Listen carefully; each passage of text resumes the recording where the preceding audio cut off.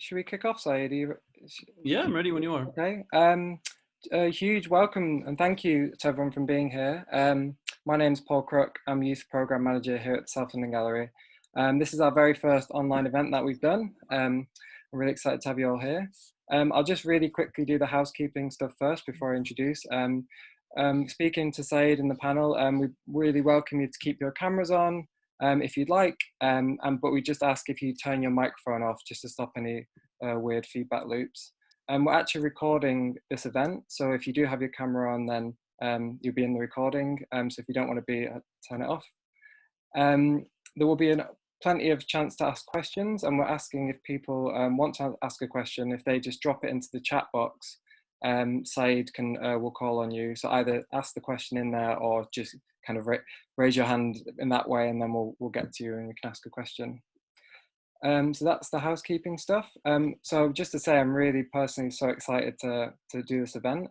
We've got some of our students from the REcreative Film School here from last year. Just to give a bit of a background, the film school's been running for 10 years, almost 10 years, and it aims to offer a free film education and training for those who are underrepresented in the film industry. I think what makes this film so special is that it really blends kind of people working in the industry, but also artists working moving image. So I think it's a really kind of unique view that the students get. But what really makes the school special is the fact that it's run by Saeed.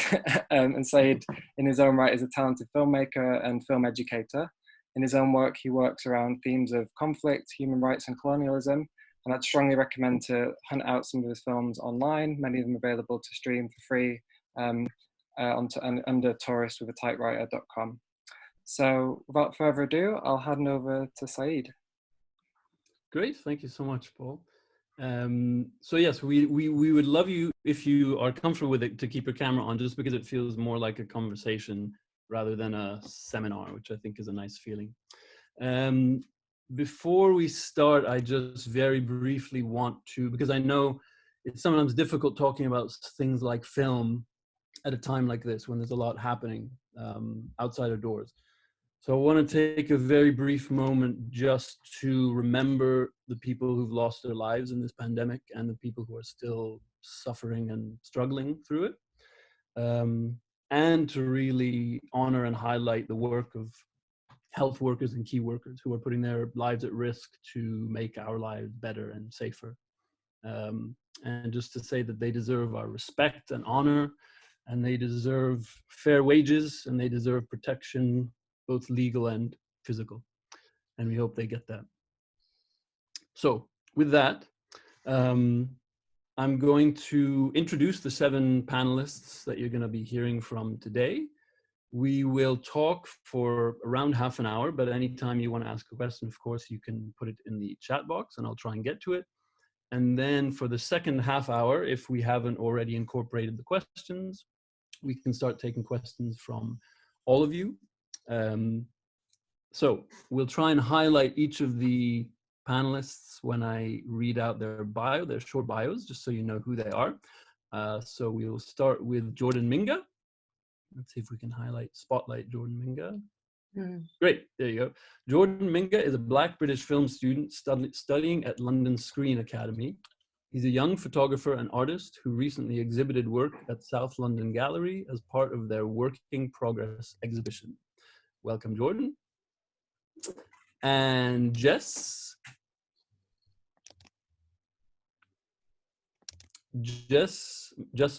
Moraine is an interdisciplinary creative who works mainly as an actor, theater maker, and poet. She is co-founder of Theater with Legs, an experimental devised theater company whose work has played at various venues and festivals, including the Edinburgh Fringe Festival, Brainchild Festival, and Camden Roundhouse. Her wider practice currently explores artist moving image and film poetry. And next up is Vanessa Macomb Bay is a multidisciplinary artist based in London. Her work uses color, music, performance, video, and storytelling to explore interpersonal relationships and the feelings around belonging. Daniel Owusu.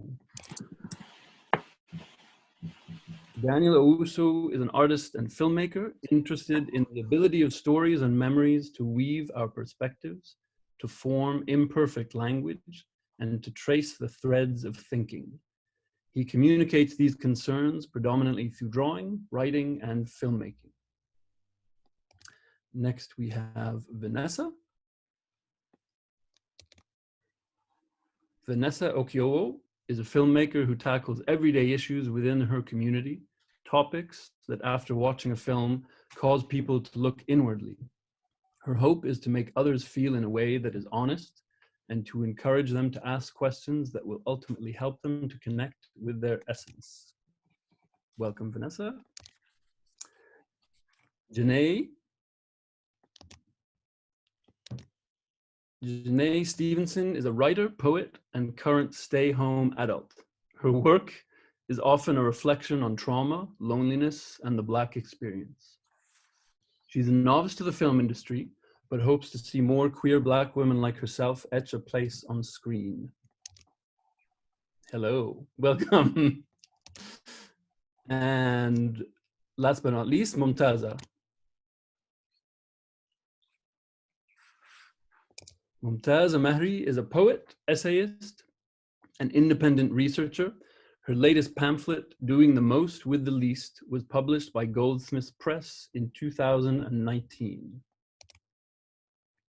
Oh, wait. 2019. Yes, there she is. Okay, good. Yes, there she is. Okay, good. So those are our seven. What we'll start now is it's going to be a very open and honest conversation. It might be sometimes rambling. We may sometimes diverge. We may sometimes converge. But eventually we will get where we're going. So I know that we had a volunteer to start and really just give a very general first impression.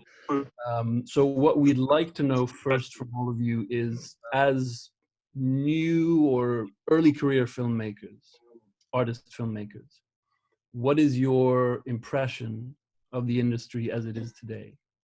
So Jay, did you want to start us off? Yes. Hi. Yeah, it's crazy. I wrote something, but it kind of goes off of where I see it going and not what it is right now. But my impression of the film industry right now is very closed off. There seems to be a certain few that have already etched their place in, and these certain few tend to be white male.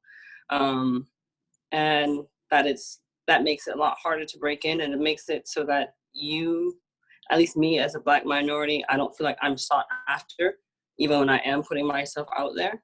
And you can feel it when you go to events and conferences and things like that, who just seems like they're the pick of the crop right there. You just kind of feel like the background. And then I feel like there's not enough room for new filmmakers unless you're doing something that's not necessarily even extraordinary. But it's like, Saeed, you said something in class one day that really made me think that you want to see film get to the place where there's no really bad film, where everyone can just make film and there's no such thing as bad film and everyone can kind of get paid for it. And that I really resonated with, like, yeah, there needs to be more room just to, in the same way, there's room for different types of writers to write their pieces, and you can kind of, I mean, it's a little bit harder, but you can publish your piece in this type of magazine or this or whatever. But in film, it seems like it's even more closed off. Even when you do get niche markets like art house and things, it still feels like you're getting booked out because you don't look too art house or you don't sound too this or whatever. And so for me, I feel like that ends up putting me in a box, especially if my writing, if I'm writing like a queer, I was writing a script the other day and I read it to someone and they named a show that it sounds like, and it wasn't like I was, offended by that, but I realized I wrote in that way because I knew what's already out there. I didn't write it the way that I really felt. And so I feel like for me as a up and coming artist, that seems to be the platform that we're meant to take, like, focus on what's already there and make your work mimic that in a way so that you can get your spot in. And then after you get your spot in, then you can put out what you really want to do. But you end up sacrificing so much of yourself just to get to that point. And And then that's even harder as a Black woman. If I'm not talking about the hood or something, you don't really want to hear it. And it's like, well, my experience isn't always the hood. It might have been this or that. So, yeah, that's, for me personally, that's how I feel. I've had a hard time getting into film is, yeah. And what, can you be really specific about, you know, what it is that makes you feel it's closed off in that way? I mean, when you just look at what's streaming, if you go on to Netflix right now and you see like the top 10, and there's like, they're all white faces, one. So, you know, you go to HBO, Hulu, and Netflix, and the top 10 streaming shows on all of those are usually, you know, white made. And if there is a Black show on there, it was American Son, or what was that other one? It was just like about police brutality. And so I feel like, okay, well, where can I just write about my ish? I'm queer and I'm Black, and yeah, I get police brutality all the time, but that's not my entire life. Sometimes, I don't know, there's just, yeah, that is that experience. But then also like, if I think back to university, the film school at my university, I went to Florida State University. All of my friends, when I think back, all of my friends who were in the school were white. And I knew Black people that applied, but got denied. And there was like one Black person that got in, and they, you know, they had a hard time because no professors were white. So no one related to them. Their work was always criticized heavier because no one related to what they were talking about. And no one wanted to hear what they were talking about. So it's like, if you start at the educational level and all these people, you know, you're already being shut out, then why would I expect for the industry to open more if at that level I was already being kicked out? And I didn't go to film school, which is another hurdle that I have to get over, is that I don't seem classically trained. But yeah, from my friends who did go to film school, it seems like it didn't make much of a difference. And yeah, so. Yeah, I agree with you. Like, I think there's, even when you're just like approaching the industry or like an art industry, there's not a lot of, you're not reflected. So it's not encouraging to want to join in. Yeah. And then also there's not enough nuanced stories. And also like, yeah, I went to an arts university in South London, and you know, I was like one of three or like four Black students in my year, and it puts more pressure on you as a Black creator to make specific work to represent a community, but then also it takes away the nuance sometimes of your story. Yeah, actually, can I? Unless someone has something to say, this reminds me of just a few short words. Have you guys ever heard of this book, Claudia Rankine, Citizen? No.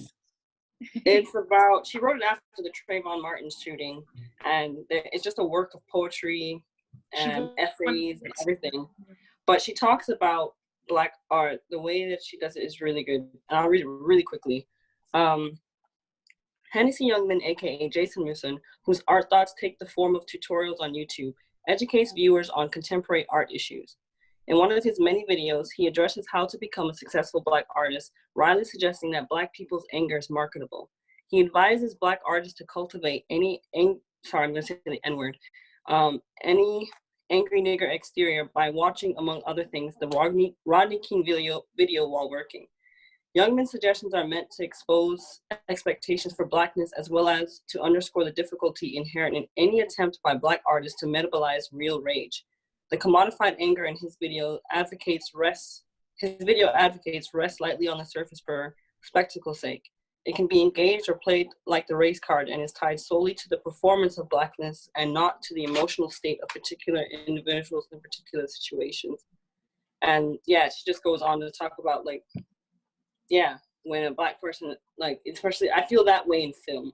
When I create something, I have to always be metabolizing some type of rage or fear or whatever. But then anything I do create, suddenly, like if I just paint a flower, it can't just be a flower. It then becomes like I see people interpret stuff as like some flower of the slave times or whatever. So, you know, so it's like I'm always having to fill this gap. No matter what I make, you have to flip it back to some old historical traumas with slavery, and it's not that. And so then it seems like when I do make something of how I feel to you, it seems invalid because I can't just feel something outside of Black rage. It can't just represent a human response. It has to be about. Yeah, it has to be about some shit. It's like, those, okay. So even you're saying that even when there are opportunities, it's very limited what they expect or what they want from you or what they're allowing you to work. Yeah, I felt like if I just made a show about Black kids who went to college, it has to look a certain way or whatever. I mean, we do have a show like that, Blackish, but even that catches a lot of flack because he chose a particular looking type of Black person to go into there and particular narratives that not every Black person related to. And that's his flack that he catches, at least in America, is that he kind of sold out to the Black experience that not that many people got. But this is what, you know, everybody else wanted to see. I mean, it's interesting that you both mentioned the output. You know, when I said, what is it that makes you feel like there's no space for you? And the first thing you mentioned is what you see on screen, right? But what you see on screen is really the end of a very long process. So even though for the industry, it's the final product that's been years in the making, for you, all of you, it's the first thing you see and it has a huge impression. So it was like when we were talking earlier, I think it was you, Ness, who said, you know, I'm very early in my career, so maybe my opinion doesn't matter that much, but I feel like I'm shut out. And I thought actually it's the opposite, because it's how you all see those doors opening or closing today that will determine whether you become artists in the future or not. So the obstacles are this early in your careers, or even before you've decided to become artists, right? The obstacle is you're not even seeing the possibility of that work being produced. Yeah, exactly. Other thoughts? Just to add on to that, I think as well, with that in mind, that before, there's, especially in relation to funding, often there's great pockets of funding out there for BAME talent, as it's so called, and that can really help an artist propel or begin a momentum. But there's this inbuilt assumption that the artist is already coming with a very stable infrastructure, with like a place of stability or like a track record or level of achievement. And even if there is no need to state that level of track record, there is this assumption that you are making and you're able to make within a model or within a support system. And I think that's something that I'm struggling with in relation to making or diverging a practice, is like, I don't think the UK in particular are very good at allowing an interdisciplinary practice whereby you can go into something feeling fueled and having a model that gives you a sustained wage, gives you a long-term way to make, whereby you're not having to juggle that outside of your regular work. And most, if not like the majority of POC makers or those from marginalized, underrepresented backgrounds are coming from either a low income background or are already on a low wage. So then it feels like to even have that space to practice is incredibly different. And there's also this myth that like that hasn't happened before. Like it has. We've seen it in the 80s with the workshop declaration. Like it can happen. There are models out there, but they quickly disappear, and the archive of Black work isn't sustained or canonized at all. So how many of you feel like you could make a living as an artist filmmaker? Oh my gosh, yeah, that's one of my struggles right now. Because I mean I've chosen this career path, but I'm also like, I mean, artists are not paid enough, and they're not paid consistently on time. Yeah, it's not like I know money can be made, but it's not clear, it's not consistent. And is that because of the funding structures? Yeah, I think so. Like, I think what Jess is saying is like, when you're applying for funding, there's like a small pool of funding because of how many cuts have been made. and then also to apply for funding, it feels like you need to have this like long rapport of like work that you've done, and also there isn't like there isn't like an infrastructure of support to do the funding, or there isn't an infrastructure where you can kind of see the steps that you need to do to kind of start a career. Right. I mean, with the virus, actually, I've seen more organizations than I've seen before because of the virus, because everyone's kind of pulling together in like in a kind of like central point. I've recognized all these like organizations, which I didn't see before. I mean, on the one hand, it's amazing that we are seeing them now and they have so much more visibility, and they're, you know, you have in a way an easier chance of communicating with people and contacting people because everyone is in front of their computers all the time. But it's such a shame that it took a catastrophe like this to make people understand, or to make that effort, right? But I actually have more fear for what the film industry is going to come to after the pandemic, due to everything becoming more remote. In what way? Like, well, at least what I know, like, I'm taking it from the example what's happening in New York right now, is that when we do eventually reopen, they're opening at a very low capacity. And so most people won't get their jobs back. And then they've allowed things to go remote. But at least what I see with that is if the job market in person is going to be shut down, that doesn't always guarantee there's going to be a surge in remote working. Because to save money, because right now a lot of people aren't working and everything's trying to save time and energy and things like that, less positions will be available remote too. And I feel like that's going to in turn affect how many people, even like there was already a small pool of jobs and availabilities for artists as it was. But even now, it's going to be even more streamlined to who's most important in this. I feel like it's making a smaller window for novice. And that window for us was already 3/4 of the way closed. And so now this is like tiny little slit that we have to jump through. And it's like, you know, back to what Jess and Ness were saying, is there really such thing as a novice anymore? Because you have to show this huge rapport. You're not really a novice. Maybe you're just a novice to making a certain amount of money. But by this huge rapport, you're not a novice. Like someone like me who doesn't have a film or whatever, I don't think I'm considered a novice. I'm just considered someone who hasn't done the work, so to speak. And so now if we're going more remote, less jobs, less availability for supplies and things like that, how do we expect to get a project really done at the end? And then the now even more dwindling funding, how do I expect to get that as well? And I just feel like it's gonna get more cutthroat. Just looking at what's happening in New York, and like basically artists here have completely lost all chance. Like the modeling industry is just shut down. Everything here is just basically shut down. And when it reopens, it's going to be 10% is the number that they're giving us. So at least that's in America. London, you guys might have a different. I mean, for sure, the film industries everywhere and the art industries are going to be unrecognizable for a very long time, and definitely smaller and definitely struggling in various ways.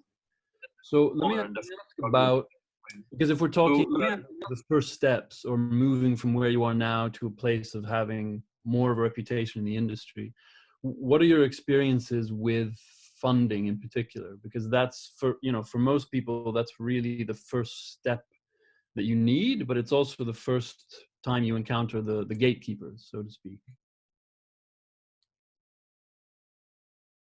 Others from the group, what do you guys think? I'd love to hear from others.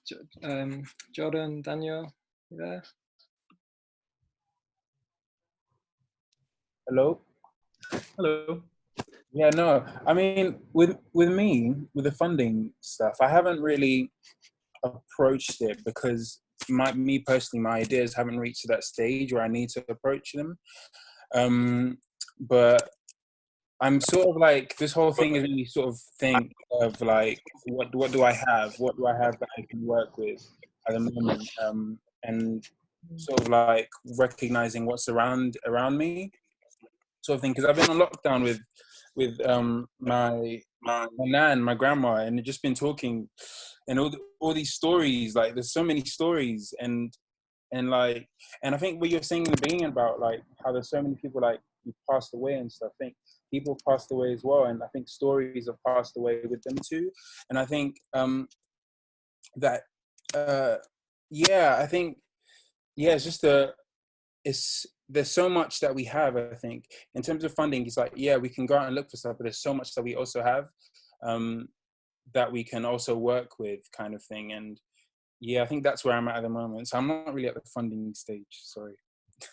And you said, I remember in the kind of pre-discussion, you mentioned that Nam June Paik quote, right? The only culture that will survive in the future is the culture we carry in our heads. Yeah, that's so sick.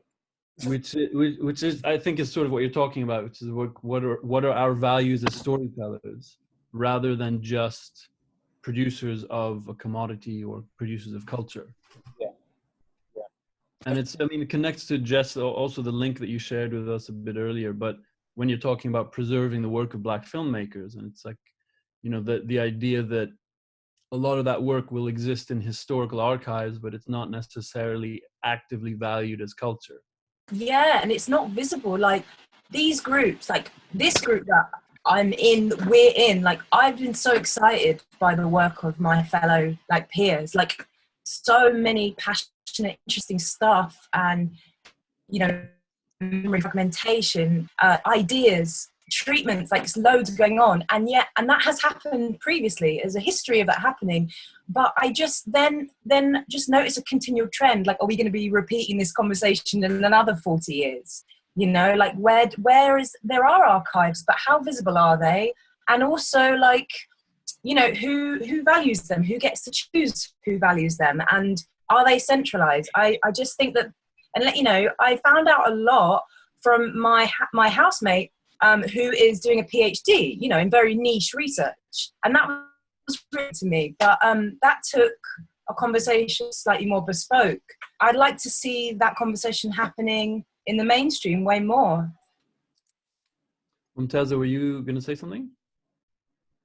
Wait, you're on mute. Hang on, unmute.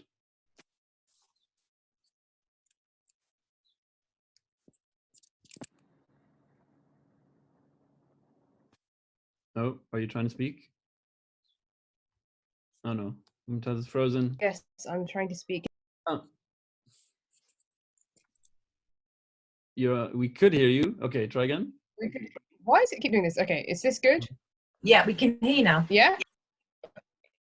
Great. Yeah, so I just wanted to speak to those 2 points in terms of the funding and also the idea of like what you were talking about, the legacies, and that we're failing to sort of speak to them, or sort of the connection. There's something going wrong there.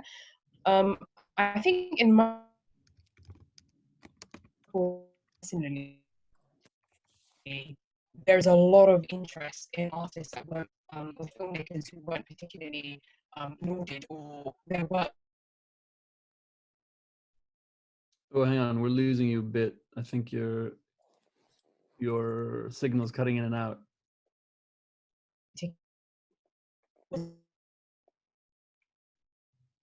Spotlighting the way it should have. So, like, I have in myself a lot of interest in the works of like Bill Gunn and Pratima Palmer and Catherine. Oh, I can't hear you. No, sorry, Mumtaza, is there any way you can get to a better, somewhere with a better connection?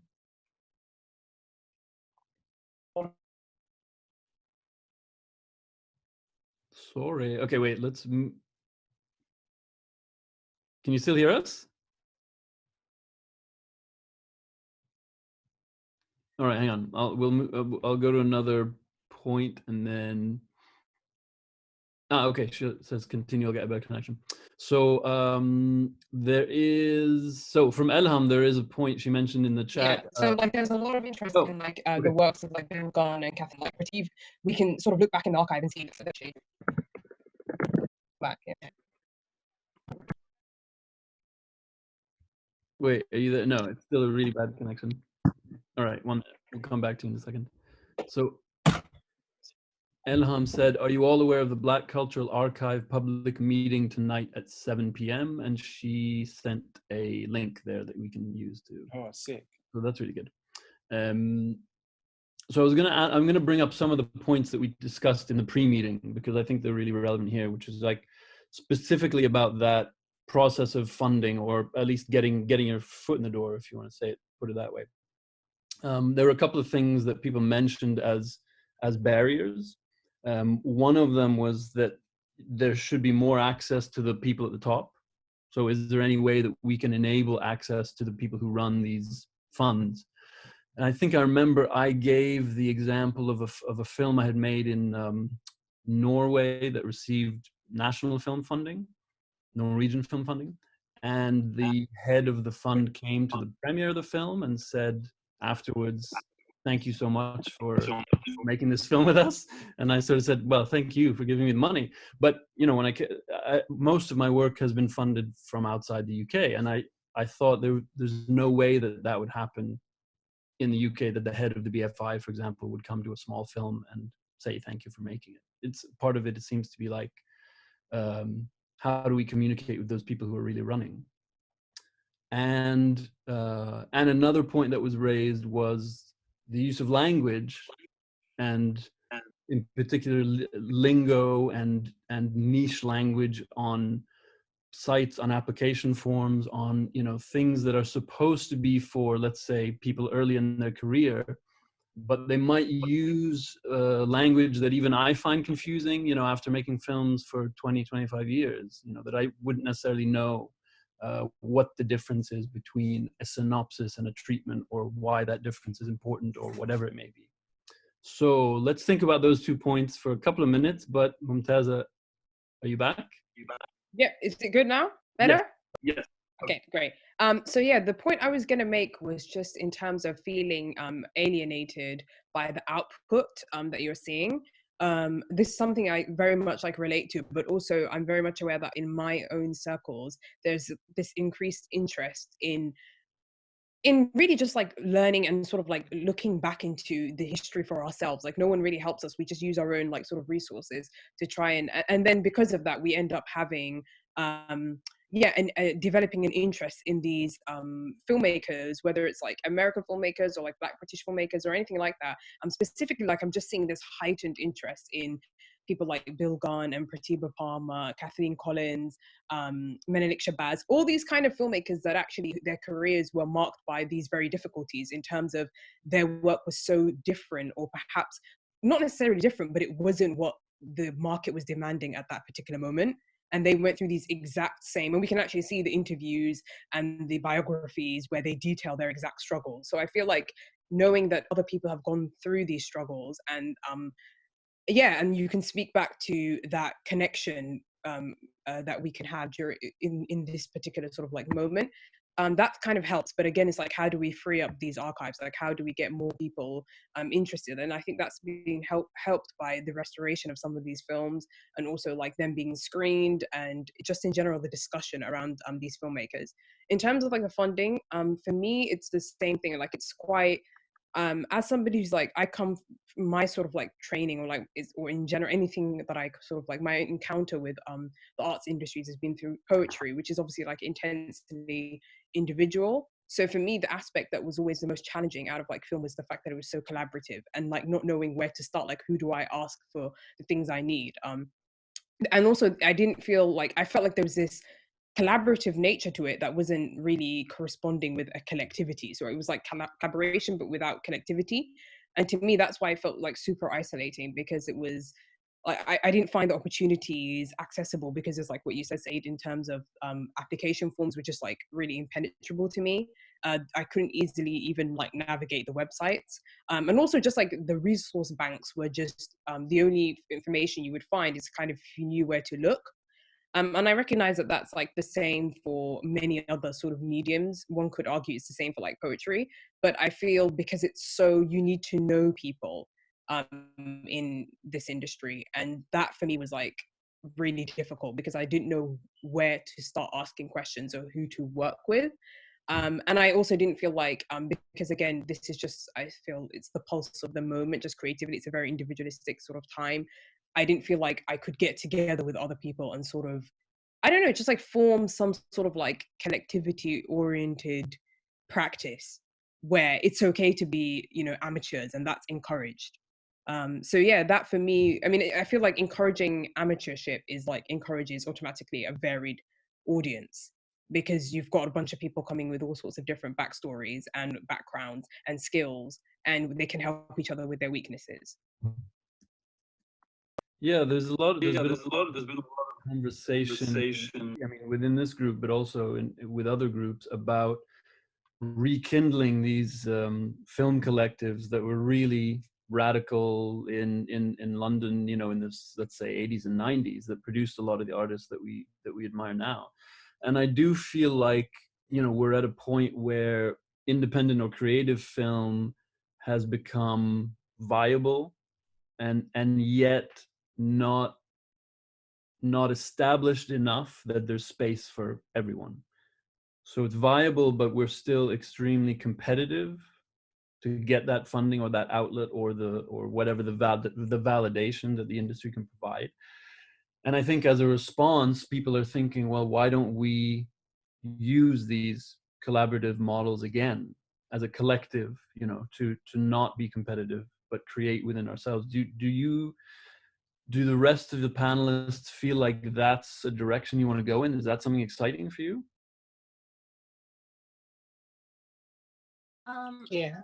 Can you hear me? Yeah, definitely. I think that should be part of the conversation about moving forward and coming out of this COVID-19 era. It is very much about how do we start to redefine opportunities and almost create opportunities, but in a collaborative way with people, with like-minded people. Just before the meeting, I kind of wrote a few words on opportunity and inclusivity, so I'm going to read that out because I'm not really good at like speaking off my head. So when we talk about opportunities and the visibility of them, we have to start talking about who the gatekeepers are and how we start to redefine the process of applications. You cannot enter competitions or be educated by a system that isn't inclusive, because whether we want to face the glaring truth or not, there will be biases within the process. Inclusivity in every aspect of the word needs to be taken very seriously, and the people who lead those conversations should be those who understand the disadvantages that comes with a lack of inclusivity. Film, being a very visual art, has to realize the crucial role it plays in the way people feel about themselves and their place in the world. There's a very loud message being told when you see films where most of the cast are white, unnaturally gorgeous people, even down to the sets and production teams.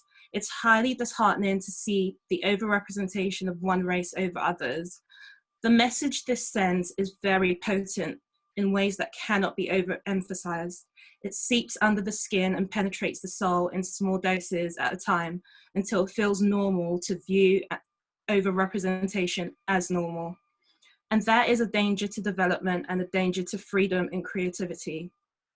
These things represent one of the reasons I felt so privileged to be part of a community where filmmakers at REcreative, another example of strength and diversity and collaboration. So, yeah. That's very powerful. And you raise a point that also came up in our pre-discussion, which was, what if you just create your own systems?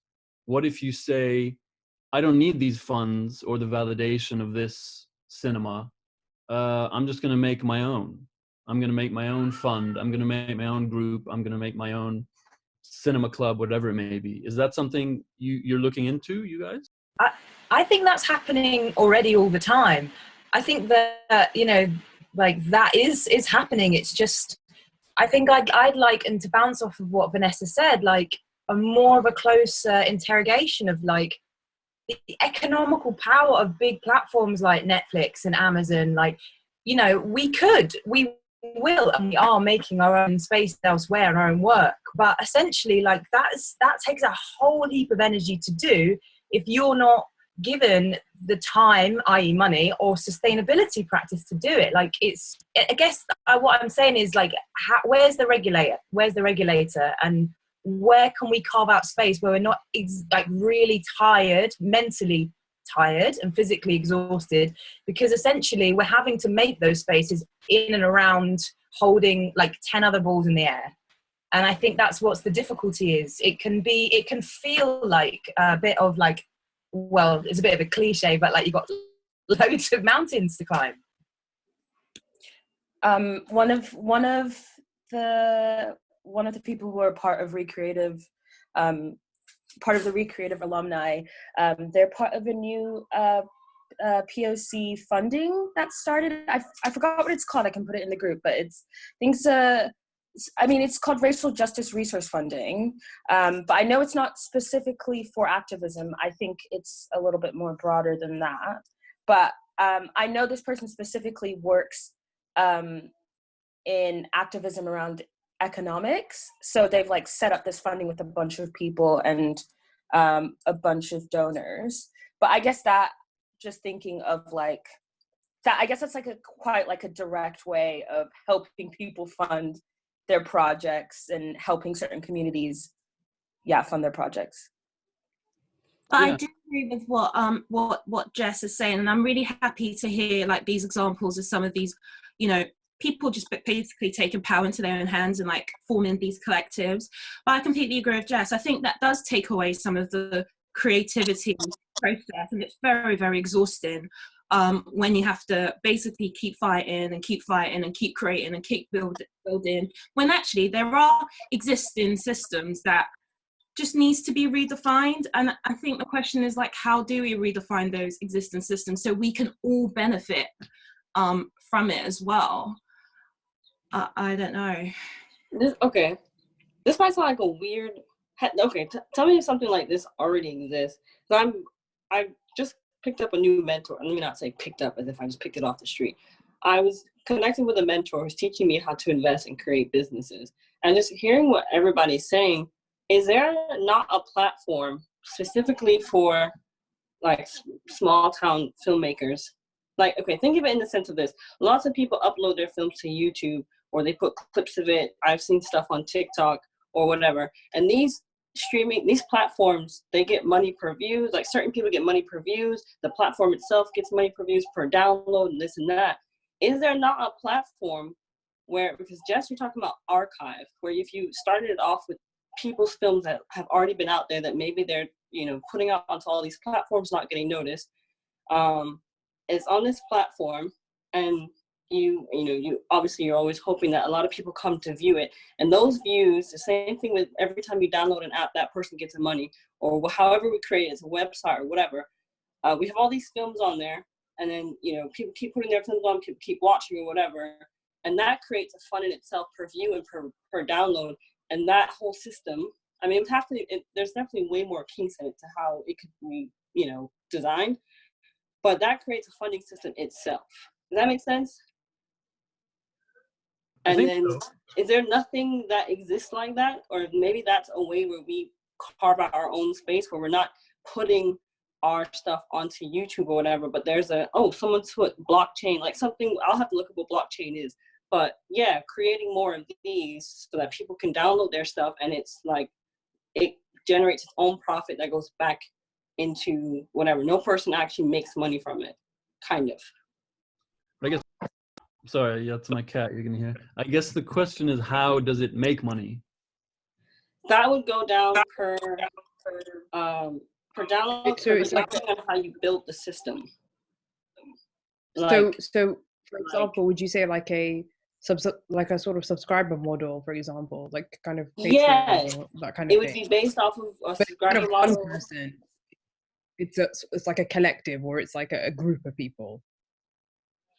I would say it would have to be, you know, it's kind of like, you know, you're saying it takes a lot of time and energy just to create this. So it would kind of have to maybe not necessarily be an outside party or whatever, but you don't want to take away from the artists who want to put on this and then have them having to regulate this system.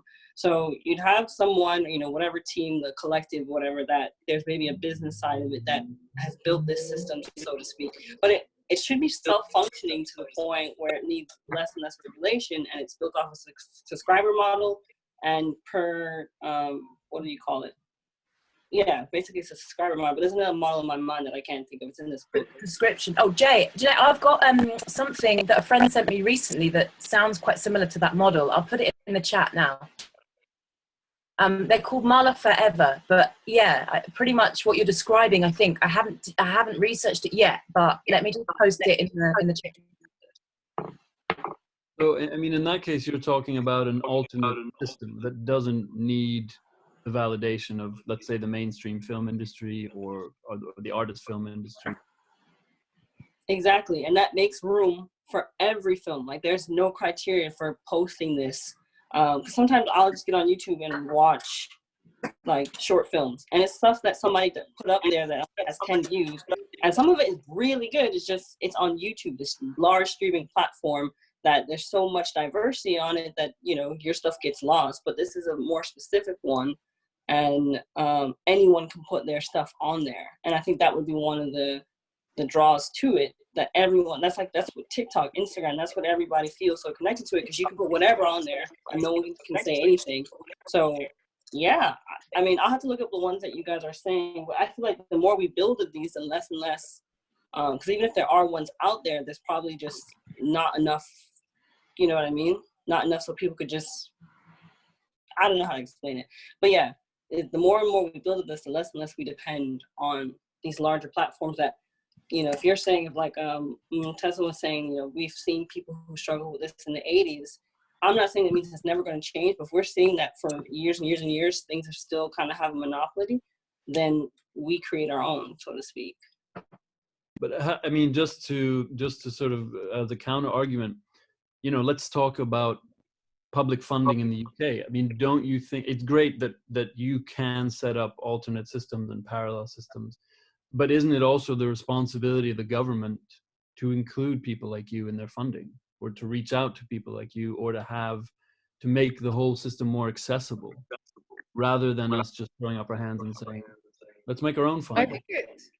I think it's obviously, that's a route that should be open to us, but at the same time, I feel like too much reliance on that route, or not even reliance, I feel like emotional dependency on that route is actually quite harmful, and I feel like it can hinder us from just actively sort of pursuing our own forms of collectivity. And I mean, there's a comment in the chat from Rajesh which I find quite interesting, because it literally reminds me of I was reading up on the London Filmmakers cooperative that was operating from like 1966 to 1996, and they were literally talking about their struggles with Arts Council.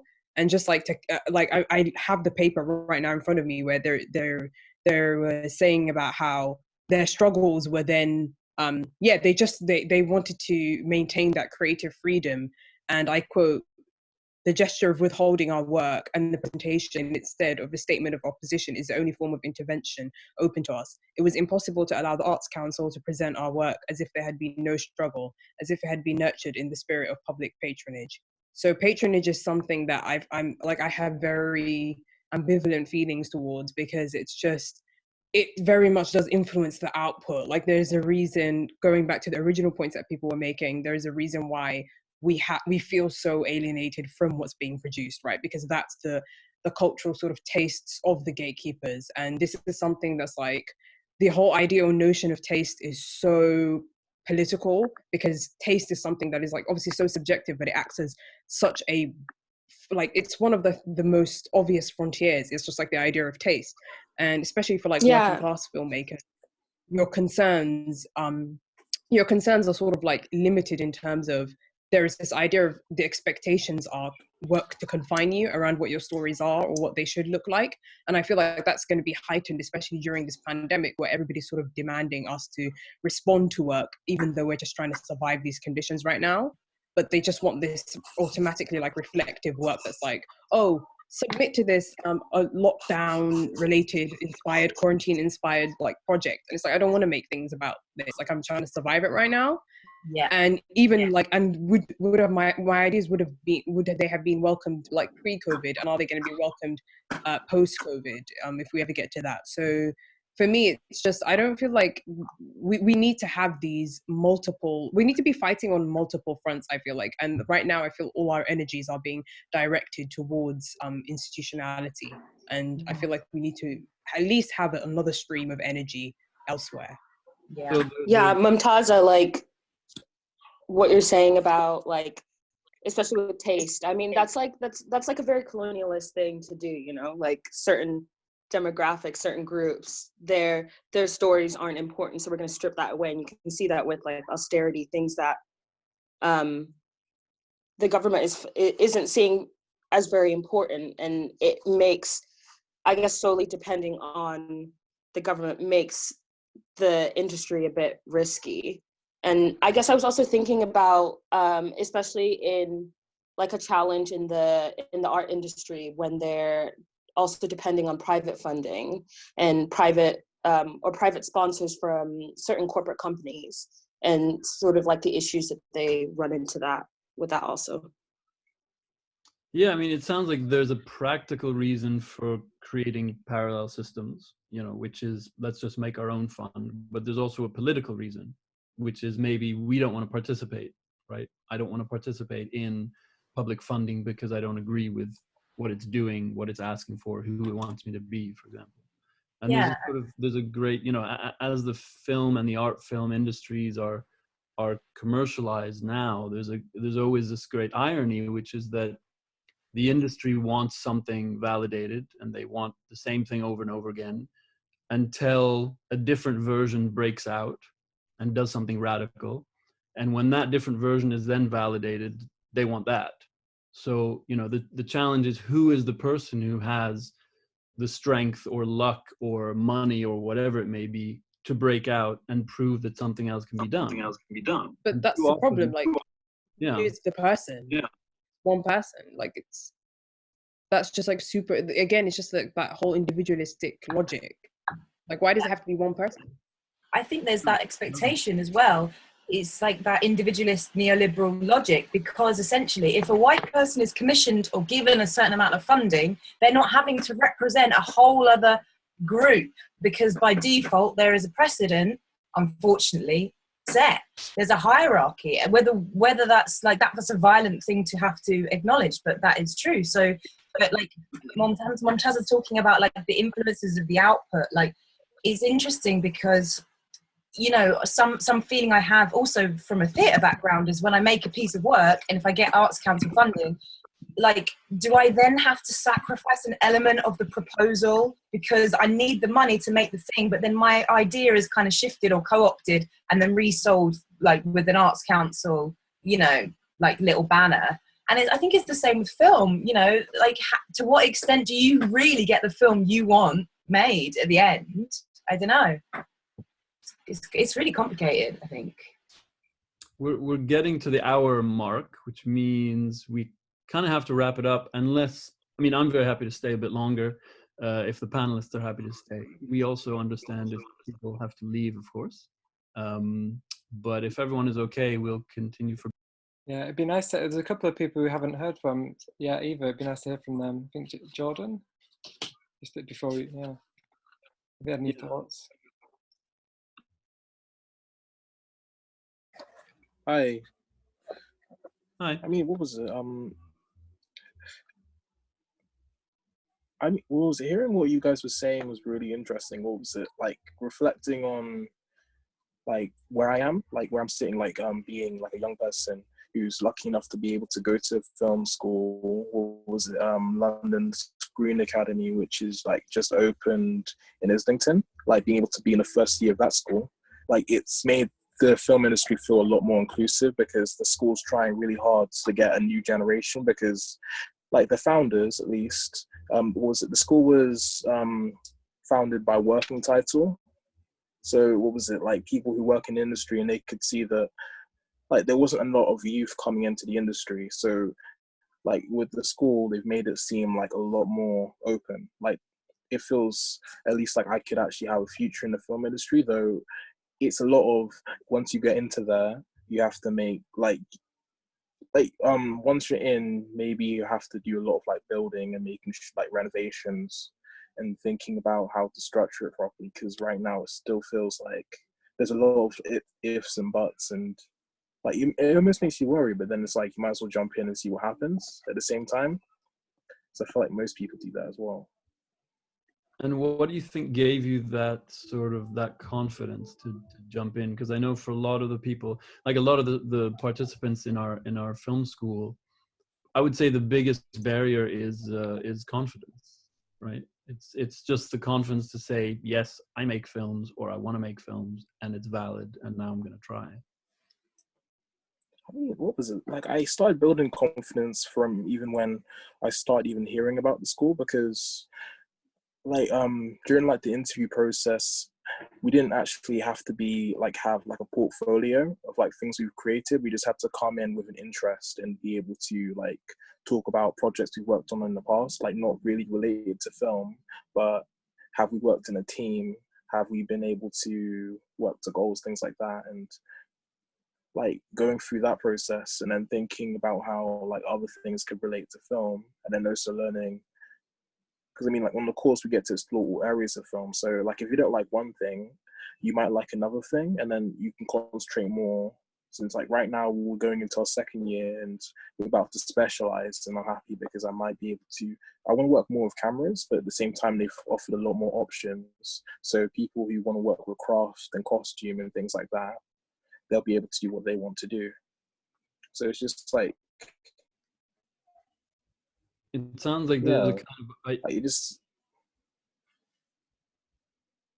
Oh, sorry. I was going to say, it sounds like there's sort of an idealism there, which is great, which is like, let's just start from the assumption that everyone can be a good filmmaker and then take it from there.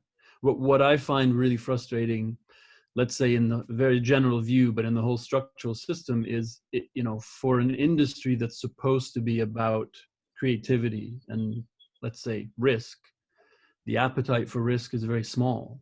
When you apply for film funding, you have to guarantee what the film is going to look like, where it's going to go, what it's going to generate, how many people are going to see it. And I sort of think like, if you want guarantees, this is not the industry for you. I find it so surprising that somehow we create a system that wants answers at all points of the process, even though the art in itself is not about providing answers at all. So let's hear out some ideas also for what we can do to improve it. What can be improved, let's say, because we have to wrap it up, but instead of just, let's have some ideas for what can be done better. I was thinking about what you said about confidence, and I've been thinking about that for a while actually, and I was thinking about whether confidence has to do with what we confide in as well, and that maybe, I don't know, maybe I'm chatting rubbish, but like maybe I feel like our confidence is each other basically, and I think in this time that we've kind of started to recognize that we have our confidence is one another basically, and I was also thinking about group activities as well, and it sounds weird, but like I've been really interested in like social insects and like animals, like social insects, like how they get together and just like make stuff, and I've been really interested in like anthills and how like there's no leader or nothing, but they just get together and they just build things. And I remember there's a proverb that says 4 things on earth are small yet are extremely wise. Ants are small creatures of little strength, yet they store up their food in the summer.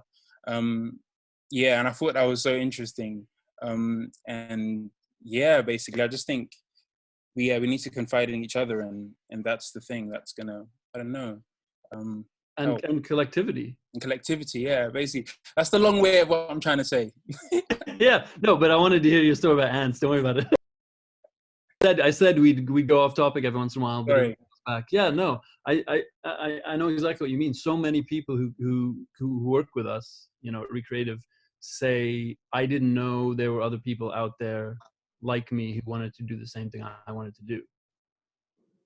And that's really a minimal barrier to overcome or to try and fix. You know, if people are saying, I didn't know there were other young people of color who wanted to make creative films. Of course there are. You know, there are thousands. They just need places to meet, places to work, places to find support. Yeah. Even before they get to the point of applying for funding, applying for a fellowship, making a film, whatever it might be.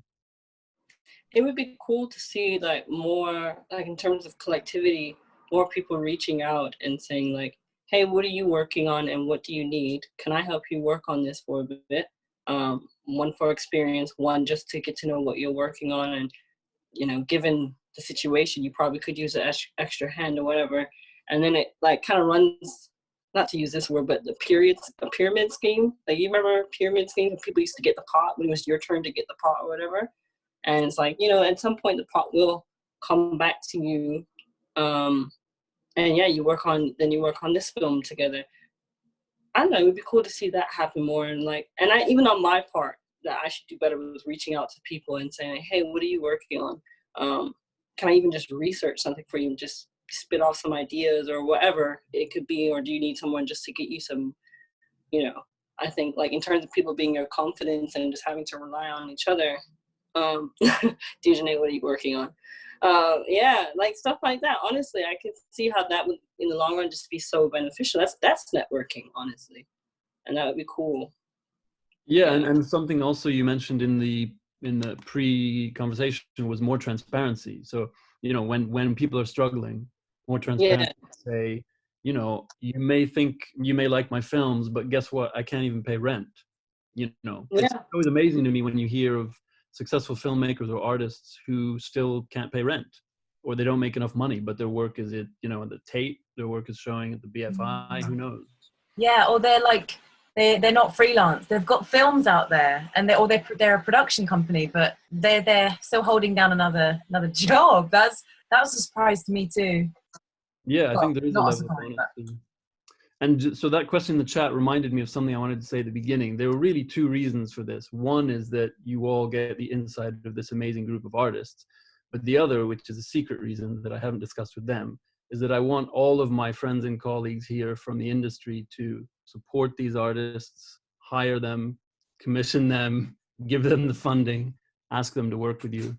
So I hope you can all also stay in touch when this is over. Other thoughts, and wrap it up. Other ways that it could be changed.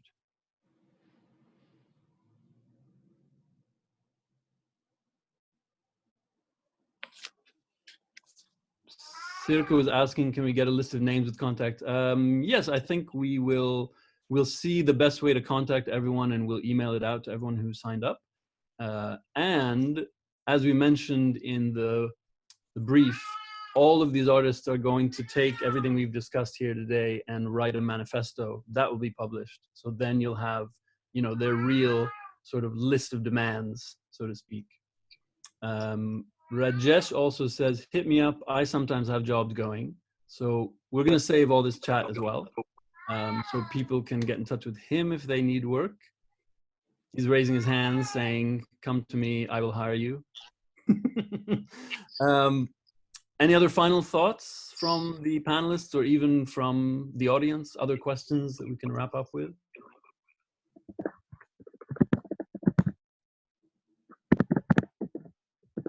Yeah, did you want to ask it? Okay, yeah, can we? Is this for me? Is this? Yeah, go for it. If you wanted to ask a question. Yeah, so the question I had is kind of reflecting on what we were talking about earlier, which is, oh, hi to everyone, by the way, it's lovely to see you all again, is about kind of after my worries about post-coronavirus and going into the industry where I fear that like lots of funding pools will be withdrawn, and that kind of what I witness is like a lot of nepotism will kind of increase, and that kind of helplessness, and also putting ourselves into a more like, because I know when I have to start working again, it will be a hands-on job, which will then make me vulnerable, you know, without a vaccine and everything. I mean, you be like a certain class of people who are left very vulnerable, whether it is with money, health, and everything like that. So I was wondering, how do we combat that after? And I really liked what you were saying about collectives. I think that's really important, is to kind of like, maybe this is like a really good time to build those support networks, but also how do we combat, you know, there will be, I worry that there will be quite a big divide with, well, like a lot of my friends who I know have quite a lot of money who don't really kind of share it at all with other filmmakers and just kind of keep it amongst themselves. So yeah, it's like, I don't know if anyone had any thoughts about that. Yeah, I feel like we sort of there's a really optimistic side a lot of people have towards this pandemic, which is that if the whole system falls apart, then we have the opportunity to rebuild it. But there's also the really pessimistic side, which is it's going to be everyone for themselves. And I think that's why we're talking a lot about collectives and you know, and unions as well. I mean, when you're going back to work, it's a union that's going to be able to stand up to the government and say it's not safe to go back, or to say, you know, these are the guidelines for filmmaking, but they're not good enough. That kind of thing. Yeah, I agree. Others, panelists, other questions, other thoughts?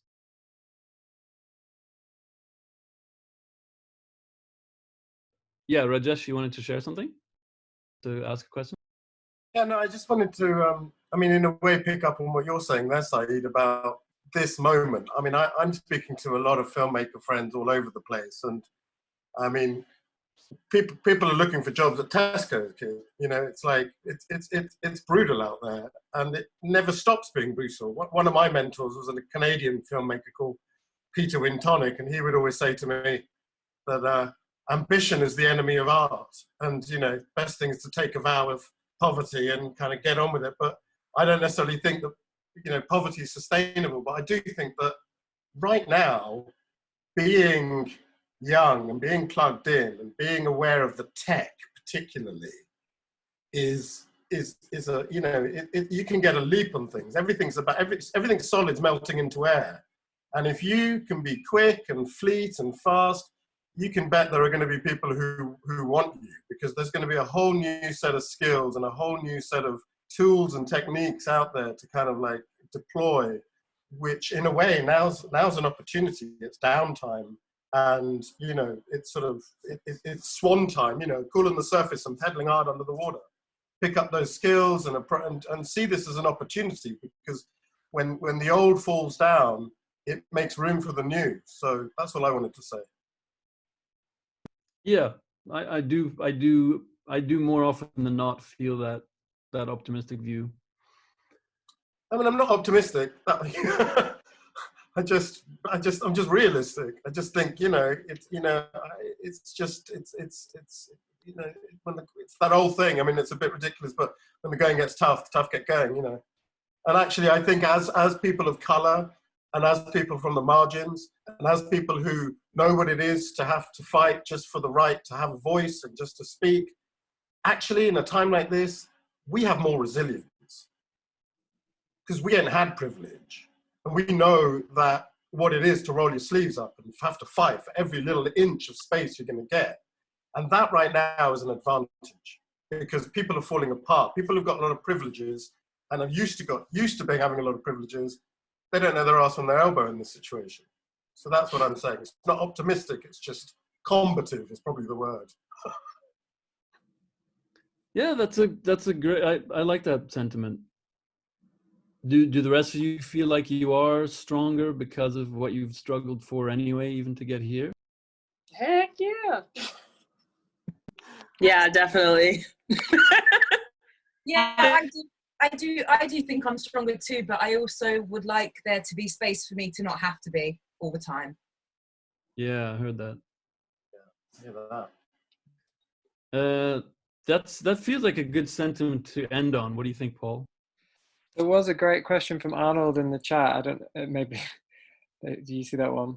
Is there a point applying to film school, film course this year when it'll be, because maybe there's some people who are thinking about applying to film school. Yes, is there any point in applying to film school or courses when they probably won't be hands-on? my impression is yes, only because that will probably be the new normal for a while. You know, at least another year. It's like it will still be difficult to be in a large group, in the same room together. And you know, I think in the early days of lockdown, festivals and courses were sort of umming and ahhing and thinking, what should we do? Should we cancel? Should we go online? Now it's fairly well acknowledged across the board that they are moving online and they're fine with it. You know, festivals in the early day that were resisting have now just said, yes, we'll move online. We'll do it in a creative way. Same with courses. So I would say yes is the answer to that. It's not going to be the same experience, but it's still going to be an experience. And, you know, if you're talking about legacy, there will certainly, I think, still be a legacy in saying, you know, I attended London Film School in the Corona years. You know, it'll still mean something on your CV, even if it's being done remotely. Yeah, and we're seeing really interesting responses, like the music video sent to the chat, which is all shot in lockdown, with like sending someone the instructions of how to shoot the film, and then they shoot it. So I think I think there'll be interesting things happening as well. But I think that's a great time to wrap up, actually. Thank you so much, Saeed, and thank you to all the panelists for sharing your thoughts. It was super interesting, and to everyone in the chat as well. I will export it. This will be recorded, and we can circulate. People want to share emails and link up. Because, Saeed, did you want to mention about the manifesto as well? Yeah, they're going to write it, and then we will send it out to you based on the email list of people who signed up, and it will be online on the South London Gallery site. The recording of this will be available once we've edited it. The chat will be available, and we will send out the best way to get in touch with all of the amazing filmmaker artists that you just heard from, so that you can follow their work, hire them, give them all your money, show them how good they are. Thank you. And we will probably just stay on this chat now, just socially, so people are welcome to stay, but we'll call this the end. So we're doing an event like this because no round of applause, is there? That's the kind of thing we miss from. I can give a snap. I think they all deserve a round of applause. Okay. Thank you, everyone. Thank you. Great. Thank you, everyone. Thank you, guys.